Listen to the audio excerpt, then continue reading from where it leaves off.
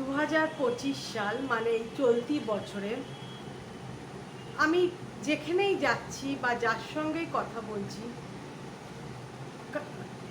কিছু কিছু পরিবারে মারাত্মক অঘটনা ঘটে গেছে, অ্যাক্সিডেন্ট, মৃত্যু, আরও অনেক কিছু। মানে এই বছরটা প্রথম থেকেই খুব খারাপ যাচ্ছে অনেক পরিবারে। দেখো, ওপর নিচ তো সবসময় হয়ে থাকে, কিন্তু সাংঘাতিক খারাপ অনেক জায়গাতেই শুনছি হয়েছে। বছরটাই খুব একটা ভালো না। তার ওপর অ্যাক্সিডেন্টে পা ভেঙে যাওয়া, কোমর ভেঙে যাওয়া, এই রকম তো হচ্ছেই। মানে মৃত্যুটা তো সর্বশেষ ব্যাপার, তার আগে অ্যাক্সিডেন্ট প্রচুর দেখতে পাচ্ছি, শুনতে পাচ্ছি। এবং পেপারে অনেক কিছুই আমরা দেখি না, যে অমুকের এরকমভাবে মৃত্যু হয়েছে বা কারোর সাংঘাতিক অ্যাক্সিডেন্ট হয়েছে যার ফলে তার শরীরের সব হাড় ভেঙে গেছে, সে আর জীবনে উঠে দাঁড়াতে পারবে না। এইগুলো আমরা পেপারে সবসময় দেখি, কিন্তু যখন নিজেদের চেনা জানা লোকের মধ্যে হয়, জানতে পারি, পেপারে দেখি আমরা, তখন কি আমরা ক্যাজুয়ালি দেখে উল্টে দিই, যে হয়তো একটু আলোচনা করলাম। কিন্তু যখন নিজেদের পরিবারে এগুলো হয় বা চেনা জানা মানুষের মধ্যে হয়, তখন খুব কষ্ট হয়। তখন বুঝতে পারি যে যাদের আমরা পেপারে যাদের নিউজ পড়েছি তারা কত কষ্টে ছিল। তো সেরকম একটি ঘটনা এই বছর আমাদের পরিবার, ঠিক বলবো না, আবার পরিবারের ঠিক বাইরেও না, মানে তাদের সঙ্গে আমার রক্ত সম্পর্ক নেই বটে, কিন্তু চেনা জানা আপনজন ঘটে গেছে। সেই মর্মান্তিক ঘটনা একটি ঘটেছিল এপ্রিল মাসে, তারপরে আরও সেই সূত্র ধরে আরও অনেক অঘটন ঘটে গেল সেই তাদের পরিবারে। সেই নিয়েই আজকে আমার বক্তব্য।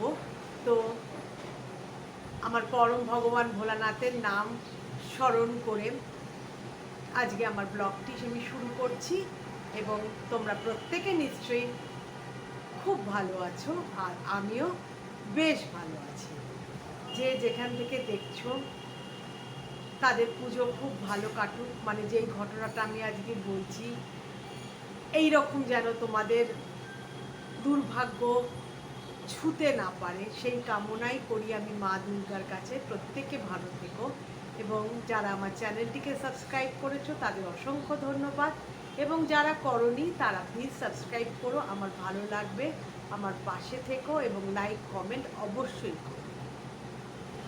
এবছর এপ্রিল মাসে অন্নপূর্ণা মায়ের পুজো হয়েছিল, সম্ভবত অন্নপূর্ণা মায়ের পুজোটা শনিবার ছিল মনে হচ্ছে আমার যতদূর, তাই মনে হয় ছিল। তো ওই অন্নপূর্ণা মায়ের পুজোর দিন একটি খুব বিশ্রী ঘটনা ঘটে গেছে আমাদের একজন চেনা জানা পরিবার, যেটা আমি আগেই বললাম। কে হয়? আমার ননদের খুড়তুতো যা, তার পরিবারে। তার আগে বলে রাখি একটা কথা, আগুন বা অগ্নি দেবতার কৃপা আমাদের ভুললে চলবে না। মানে আমাদের সকালবেলা ঘুম থেকে উঠেই আমাদের আগুন বা অগ্নি দেবতার কৃপার প্রয়োজন পড়ে।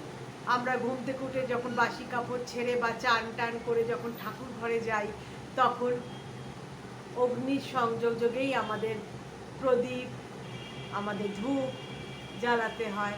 তার পরবর্তী পদক্ষেপ রান্নাঘর, সেখানেও আগুন ছাড়া আমাদের চলবে না। এবং যে কোনো শুভ অনুষ্ঠানে, যেমন জন্মদিনের পার্টিতে আজকাল তো কেক কাটা হয়, সেখানেও আগুনের সাহায্যে মোমবাতি জ্বালানো হয়।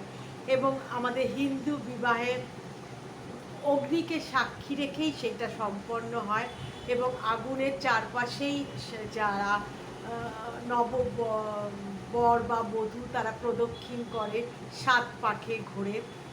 তো আগুন ছাড়া আমাদের জীবন অচল বলতেই হবে। কিন্তু এই আগুন কি ভয়াবহ ফল দিতে পারে সেটা আমরা আগেও জেনেছি। একটি অফিসে অনেক বছর আগেই অগ্নিকাণ্ড হয়েছিল, তার ফলে অনেকেই সেদিনকে বাড়ি ফিরে যেতে পারিনি, ওইখানেই পুড়ে ছাই হয়ে চিরতরে বিদায় নিয়েছিল। তো এই পরিবারেও সেই অন্নপূর্ণা মায়ের পুজোর দিন একটি মর্মান্তিক ঘটনা ঘটে গেছে। একটি 20-21 বছরের মেয়ে, তাকে নিয়ে এই ঘটনা। মেয়েটি ছোটবেলা থেকেই লেখাপড়ায় খুব ভালো। সে তোমরা অনেকেই জানবে, মধ্য কলিকাতায় প্র্যাট মেমোরিয়াল বলে একটা স্কুল আছে, সেখান থেকে সে ক্লাস 10 ক্লাস 12-এর বোর্ডসগুলো পাস আউট করেছিল এবং মেয়েটি অত্যন্ত মেধাবী এবং তার ফলে সে লেখাপড়ায় খুবই ভালো। প্রথম একবারও সে সেকেন্ড পজিশন পায়নি ক্লাসে, কোনো ক্লাসেই, প্রতিবারেই ফার্স্ট এবং অল সেকশন বেসিসেও সে ফার্স্ট হতো এবং তার হাতের আঁকাও খুব সুন্দর ছিল। মা বাবার একটি মাত্র সে সন্তান, ওরা থাকতো ফার্ন রোডে। তা এই মা বাবাটির, এই যে মেয়েটি যে জন্মেছিল তাদের বিয়ের 18 বছর পর, অনেক তপস্যা করে, অনেক সাধনা করে 18 বছর পর এই মেয়েটি তাদের পরিবারে এসেছিল। তা খুবই আদরের এবং আদরের তো বটেই, এবং তারা তাকে মাথায় করে রাখত, কারণ সে লেখাপড়াতেও খুব ভালো এবং স্বভাবও খুব মার্জিত। ঠাকুর যখন যাকে দেয় সবই দেয়, তো খুবই ভালো মেয়েটি। তো যখন এই ঘটনাটি ঘটেছে তখন সে 12 ক্লাস পাশ করে গেছে এবং লেডি ব্রেবন কলেজে সে ইকোনমিক্স নিয়ে সে লেখাপড়া শুরু করে। তার মা বাবা চেয়েছিল সে পিওর সায়েন্স নিয়ে পড়াশুনো করুক এবং ভবিষ্যতে ডাক্তারি পড়ুক, কিন্তু সেটা না করে সে বলেছিল ইকোনমিক্সে অনেক স্কোপ আছে, আমি এই নিয়েই এগোতে চাই। এবং যেহেতু 18 বছর পর একটি সন্তান হয়েছে, তার কথা তারা ফেলতে পারত না। তাদের ইচ্ছে থাকলেও তারা বলেছিল ঠিক আছে, বেশ, তোমার যেটা ইচ্ছে সেটা তুমি কর। তো সে সেরকমই পড়াশুনো করছে।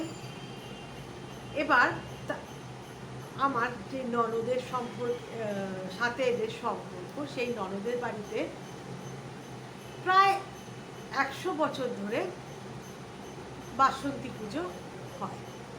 তো বাসন্তী পুজোরই একটি দিনে অন্নপূর্ণা মায়ের পুজো হয়। তো পুজোতে ওরা যেহেতু ওদের আত্মীয় এবং আমরাও যাই, সবাই সব আত্মীয় স্বজনরা এসে তাদের বড় করে পুজো হয়, 5 দিন ধরে লোক খাওয়া দাওয়া করে, এলাহি কাণ্ড। তো অন্নপূর্ণা মায়ের পুজোর দিন সন্ধেবেলা যে যার মতন বাড়ি চলে যায়। আবার প্রতি বছরই এটা হয়, সারাদিন থাকে এবং সন্ধেবেলা বা রাত্রিবেলা খাওয়া দাওয়া করে যে যার বাড়ি চলে যায়, আবার আসে।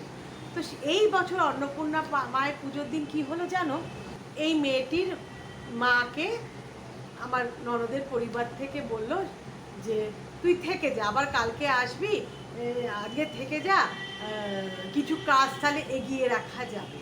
তখন বললো যে যাবো, থাকবো, দোনামোনা করতে করতে সে রাজি হলো। তখন সে তার স্বামীকে বললো তুমি মেয়েকে নিয়ে বাড়ি ফিরে যাও। তখন ওরা বলে কেন, তোমরাও থেকে যাও না। তখন মেয়েটা বললো না, আমি বাড়িতে যাব, কারণ আমার লেখাপড়া আছে। তো তারা বাবা আর মেয়ে রওনা দিল। তো যখন চলে যাচ্ছে তখন তার মা এগিয়ে টিফিন ক্যারিয়ারে খাবার বেঁধে দিল, কারণ বাড়িতে গিয়ে তাকে খেতে হবে। আর বলল বাড়িতে গিয়ে কিন্তু অবশ্যই সন্ধ্যেটা দিয়ে দিস, কারণ আমি তো আজকে সন্ধ্যে দিতে পারবো না, সন্ধ্যে প্রদীপ দিতে পারবো না, তুই কিন্তু বাড়িতে গিয়ে হাত মুখ দিয়ে আগে সেই কাজটাই করিস। তখন সে বলে আচ্ছা। তো ওর বাবা, মেয়েটির বাবা তখন বলল, মেয়েটি বলছি তো এতে বলতে খুব অসুবিধা হচ্ছে, তার নাম ছিল সুলগ্না। তো সুলগ্নার বাবা তখন বাড়িতে গিয়ে, বললাম না ফার্ন রোডে বাড়ি, ফ্ল্যাট, তা গিয়ে বললো তুই তাহলে গিয়ে সন্ধে দিয়ে তুই লেখাপড়া কর, তারপরে রাত্রিবেলা আমরা মাইক্রোওয়েভে খাবারগুলো গরম করে খেয়ে নেবো, তাহলে আমি একটু আমার বন্ধু বান্ধবের সঙ্গে আড্ডা মেরে আসি। তো মেয়েটি তাতে সায় দিল। তো হাত মুখ ধুয়ে জামা কাপড় ছেড়ে পুজোর যে বস্ত্রটি পরে সে তার বাড়িতে ধূপ প্রদীপ জ্বালালো। এবার প্রদীপটা সে মাটিতে রেখে জ্বালিয়েছে। এবার তারপরে সে দাঁড়িয়ে পড়ে, জানে তা না অভিজ্ঞতার অভাবে প্রদীপটা মাটিতে রেখে জ্বালিয়ে রেখে আসনটাকে ঠাকুরের আসনটাকে পরিষ্কার করছে। এবার তার কাপড়, যেই বস্ত্র সে পুজোর সময় পরেছিল, তো সেই বস্ত্রর মধ্যে আগুনটা ধরে গেছে এবং সেটি পায়ে মানে পুড়তে পুড়তে পুড়তে পুড়তে তার নিম্নাঙ্গ পুড়ে প্রায় পেটের অর্ধেকটা, মানে সে তো তখন মানে যখন যে জানতে পারলো যে সে পুড়ে যাচ্ছে, সে তো তার জামা কাপড় তখন মানে মানে ছিঁড়ে ফেলার চেষ্টা করছে, অর্ধেক তো পুড়ে গেছে, এই করে সে সেন্সলেস হয়ে গেছে। তখন তার বাবা প্রায় ঘন্টা দুয়েক পর বাড়িতে এসে দেখে ঠাকুর ঘরের দরজার সামনে মেয়ে মানে অর্ধ দগ্ধ অবস্থায় পড়ে আছে, তার পেটের তলা পর্যন্ত পোড়া। তখন সে চিৎকার চেঁচামেচি করে পাড়া প্রতিবেশীকে ডেকেছে, অ্যাম্বুলেন্সে খবর দেওয়া হয়েছে এবং যথাক্রমে তাকে এসএসকেএম হসপিটালে ভর্তি করা হলো এবং সেখানে সে দিন 3 ছিল। দুদিন তো তার চেতনাই বলতে গেলে ফেরেনি। তবে ডাক্তার জবাব দিয়ে দিয়েছিল যে যেহেতু তার নিম্নাঙ্গের 100%ই পুড়ে গেছিল এবং পেটের তলাটাও তার পুড়ে গেছিল, তার বাবাকে বলেই দিয়েছিল যে 1%ও তার বাঁচার চান্স নেই। তবু যে মেয়েটি কী করে দুদিন জুটছে কে জানে। তৃতীয় দিনের দিন সরি তার মা এবং যারা এই পুজোতে এসছিল তারা প্রত্যেকেই সকালে এবং বিকেলে তো অধিকাংশ লোকই যাচ্ছে সেই মেয়েটিকে দেখতে। তো আমি কোনোদিন এরকম দেখিনি, মানে আমি যাইনি এবং আমি জানিও না, এর অভিজ্ঞতা আমার নেই। একটা খাঁচার মতন ব্যাপারে নাকি তাকে রাখা হয়েছে এবং সবাইকেই নাকি রাখা হয় যারা আগুনে দগ্ধ হয়, বার্ন কেস যাদের, শুধু গলাটুকু মুখটুকু দেখা যাচ্ছে। তো লাস্ট দিন যেদিনকে সে চলে গেল সেদিনকে তার মা গেছিল সকালবেলা। তো ঢোকা বারণ, কারণ এই যাদের এই বার্ন কেসের ব্যাপারে নাকি ইনফেকশনটা খুব তাড়াতাড়ি ছড়িয়ে যায়, তাই জন্য ওই একটু দরজাটা করে ওই খুলে বলে আপনি এখান থেকে দেখুন আপনার মেয়ে আজকে সেন্স এসছে, মানে তাকিয়ে দেখছে। তখন সে এই ভদ্র মহিলা মেয়েটির মা নাকি বলেছিল, মা আজকে তুই কেমন আছিস? তখন মেয়েটি নাকি ঘাড় ঘুরিয়ে তার মায়ের দিকে তাকিয়ে শুধু মাথাটা এরম করেছিল, মানে সে ভালো আছে বলতে চাইছে। তারপরে তারা যখন বাড়ি ফিরে এলো, তার মানে বাড়িতে সবে পা দিয়েছে, আবার বিকেলবেলা যাবে, পা দিয়েছে, সঙ্গে সঙ্গে খবর এলো মেয়েটি চিরতরে বিদায় দিয়েছে, চলে গেছে।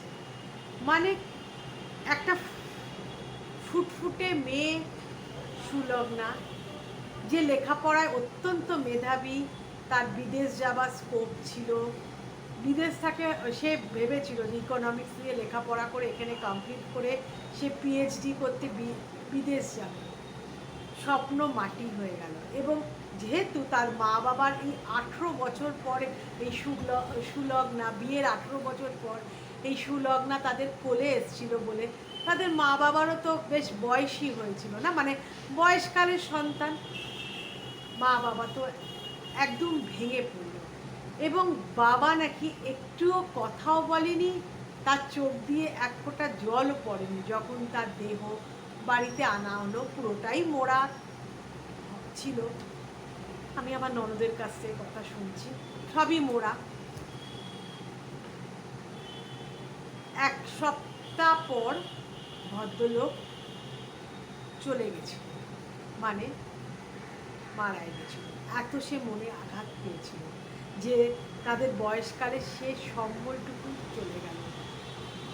মানে একটা সন্তানকে ধীরে ধীরে মানুষ করা, তার মুখের দিকে তাকিয়ে বাঁচার ইচ্ছে, এটাই তো আমাদের শেষ পুঁজি বলো যারা আমরা মা বাবা, সেই পুঁজিটিও তারা হারিয়ে ফেলল। মেয়েটি চলে গেল এবং তার 1 সপ্তাহ পর তার বাবাও ম্যাসিভ হার্ট অ্যাটাক করলো। বিকেলে চা খেতে খেতে সে চলে গেল। তো এত কথা বলছি আমি, এই মানে এপ্রিল মাসে এই ঘটনা ঘটেছে, তাহলে মে, জুন, জুলাই, অগস্ট, সেপ্টেম্বর, 5 মাস পর কেন এই কথাটা বলতে বসলাম? এই যে মহালয়া গেল, সদ্য তোমরা আমাদের বাড়ির পুরুষরা, সমাজের পুরুষরা তর্পণ করে উঠলে সেই মহালয়ার শুভক্ষণে পিতৃপক্ষের অবসান এবং মাতৃপক্ষ শুরু হচ্ছে। মায়ের আরাধনার প্রথম পদক্ষেপ সেদিনকে। ওই দিন সকালবেলা সে আর চোখ খোলেনি। তার মা সুলগ্নার মাও এই বছরের মহালয়ার দিন চলে গেল। মানে এই 5 মাসের মধ্যে একটি পরিবার একদম নির্মূল হয়ে গেল। তাদের চিহ্ন এই পৃথিবীতে রইল না। ঘুমের মধ্যেই সে চলে গেছে। স্বামী চলে গেছে, মেয়ে চলে গেছে, সে কারোর সঙ্গে মিশতেও না, ঠিক করে হয়তো খাওয়া দাওয়াও সে করতো না। এবং আশেপাশে ফ্ল্যাট বাড়ির লোকেরা যখন আমার নন্দাইরা গেছিল, বলল সে ভালো করে কারোর সঙ্গে কথাও বলে না। আমরা ওকে ডেকে ডেকে নিয়ে আসি যে এসো না কথা বলো, ভালো লাগবে। তো আসতো এই ফ্ল্যাটে ওই ফ্ল্যাটে সে আসতো যখন তাকে ডেকে পাঠানো হতো, কিন্তু সে একটাও কথা বলতো না। কিছুক্ষণ বসে সে বাড়ি চলে যেত। তো মহালয়ার ভোরবেলা এই অভিশপ্ত জীবন থেকে এই ভদ্রমহিলাও মুক্তি পেয়ে গেল। তো ভাবলাম এটাই, এই করুণ কাহিনীটি এই তোমাদের কাছে তুলে ধরলাম। মনে হয় এটা আগের জন্মেরই অভিশাপ। লোকে বলে না যে এই জন্মের পাপের ফল এ জন্মেই পাওয়া উচিত, আমারও সেটা বক্তব্য। কিন্তু এত ভালো মানুষ যারা এত পুজো আচ্চা করে, তো তার মা তো তাকে সে যেদিনকে দেখলো সুস্থ অবস্থা, শুধু বলেছিল তার মায়ের একটাই অপরাধ হয়েছিল যে আজকে তো আমাকে এরা আটকে দিল, তুই বাড়িতে গিয়ে একটু সন্ধে প্রদীপটা দেখিয়ে দিস। তো ঈশ্বরের কাছেই তো সে প্রদীপটা জ্বেলেছিল। তো এই অগ্নি দেবতা যাকে আমরা প্রতি পদে সে তার সাহায্যের হাত বাড়িয়ে দেয়, সে আমাদের বন্ধু বলতে গেলে পরে, মানে ঘুম থেকে উঠে পর্যন্ত এবং রাত্রে শুতে যাওয়া পর্যন্ত এবং মরে যাওয়ার পর চিতা দাহ করা, মানে শেষ বিদায়ের সময় সে কিন্তু আমাদের পাশে থাকে। সে এতটা নিষ্ঠুর হলো কি, এটাই আমার বলার বক্তব্য। তো কেমন লাগলো আমার এই করুণ কাহিনীটি তোমাদের কাছে না মানে বলে আমি পারলাম না, কারণ আমার মনটাও খুব খারাপ। তো সামনে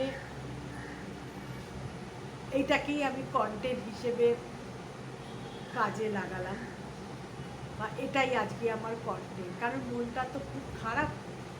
দুদিন আগেই ঘটনাটা ঘটে গেছে। তো এটাই তোমাদের কাছে বললাম আমি। তোমরা প্রত্যেকে সাবধানে থেকো, কারণ পুজোর সময়, দুর্গা পুজোর সময় অনেকে মণ্ডপে পুজোর কাজ করো, অনেকের বাড়িতেও দুর্গা পুজো হয়। তা তোমরা সাবধানতা অবলম্বন করো এবং ভালো থেকো, ভালোভাবে পুজো কাটিও। আমার এই ব্লগটা তোমাদের মন নিশ্চয়ই ছুঁয়ে গেছে। এই ঘটনা শুনে তোমাদের নিশ্চয়ই চোখ দিয়ে জল পড়েছে।